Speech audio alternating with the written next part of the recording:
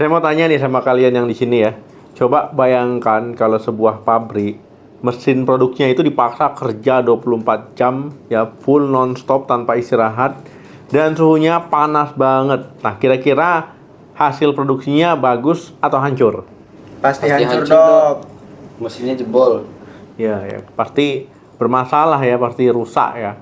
Nah, itu jadi ini analogi yang pas banget ya buat organ reproduksi pria. Jadi banyak pria ini nggak sadar ya kalau kebiasaan sehari-hari ya mereka itu pelan-pelan sedang menghancurkan pabrik spermanya sendiri.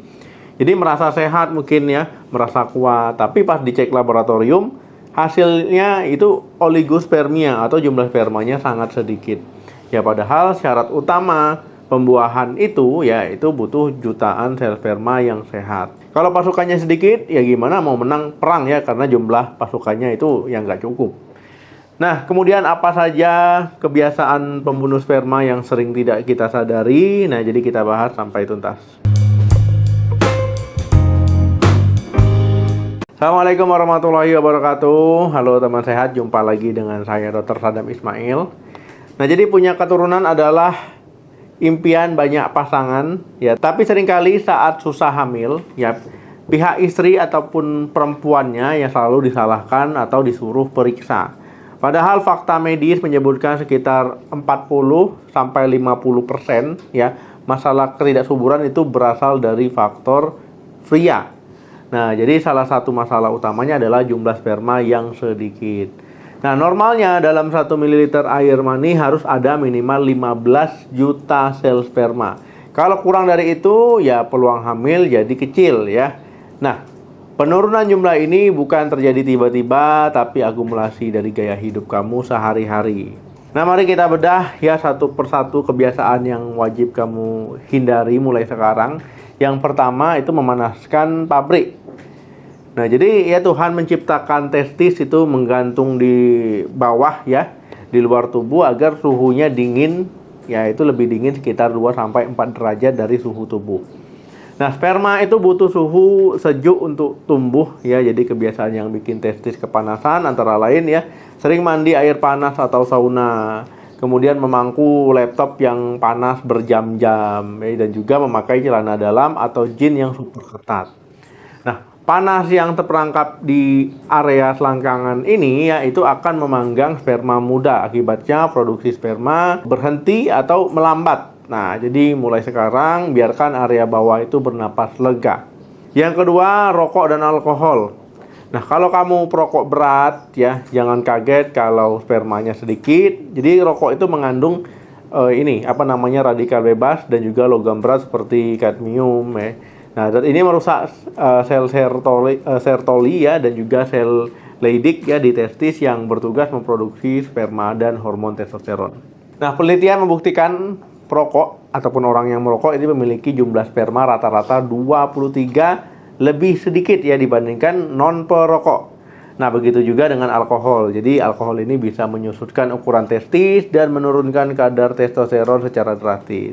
Jadi pilihannya ada di tangan kamu, mau rokok atau mau anak ya, itu silakan dipilih. Yang ketiga, pola makan buruk. Nah, jadi ini soal bahan baku, karena pola makan itu bahan baku ya. Jadi pabrik itu tidak bisa memproduksi barang kalau bahan bakunya tidak ada. Nah, kebiasaan makan junk food, gorengan, ataupun makanan instan itu membuat tubuh kenyang tapi lapar gizi. Ya, kenyang di perut tapi gizinya nggak ada. Nah, sperma itu butuh zinc, butuh selenium, butuh folat ya untuk membentuk sperma yang sempurna.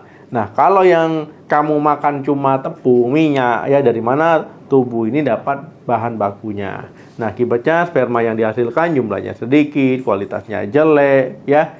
Nah, penting mulai sekarang mulai ganti dengan real food ya, seperti daging, telur, sayur, dan juga buah-buahan.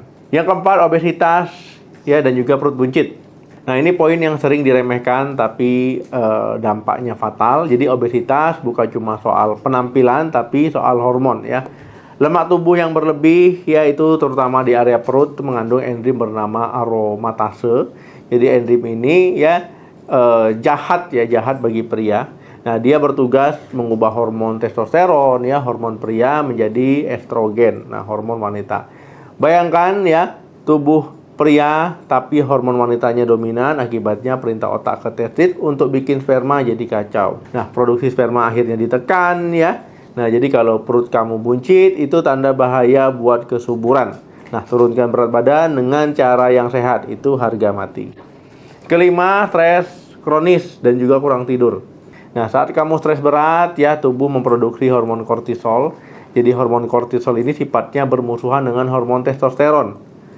Nah, semakin tinggi stres, semakin rendah testosteron. Nah, semakin sedikit sperma yang dibuat. Nah, jadi ditambah lagi kalau teman-teman suka begadang ya, jadi produksi sperma itu memang paling aktif ya saat kita tidur malam hari. Nah, kalau kamu begadang main game, misalkan nonton drakor ya, atau sekedar scroll medsos ya. Nah, teman-teman akhirnya pabriknya tidak punya waktu lembur buat produksi ya, karena waktu yang harusnya produksi malah tidak dibikin. Nah, yang keenam, paparan zat kimia dan plastik. Nah, ini kebiasaan modern yang jarang disadari. Sering minum dari botol plastik yang terpapar panas matahari, atau sering makan makanan panas ya di wadah plastik murahan. Nah, plastik yang kena panas ini bisa melepaskan zat kimia bernama BPA ya, dan juga talates ya. Jadi zat ini disebut dengan xenoestrogen ya, alias zat asing yang meniru sifat hormon wanita di dalam tubuh. Nah, masuknya zat ini ke tubuh pria bisa mengacaukan sistem hormon dan juga menekan produksi sperma. Jadi usahakan pakai wadah kaca atau stainless steel ya, itu lebih disarankan. Nah, jadi teman sehat ya, kabar baiknya adalah kerusakan ini sifatnya reversible ya, atau bisa diperbaiki. Berbeda dengan wanita yang sel telurnya terbatas. Jadi pria itu memproduksi sperma itu seumur hidup ya.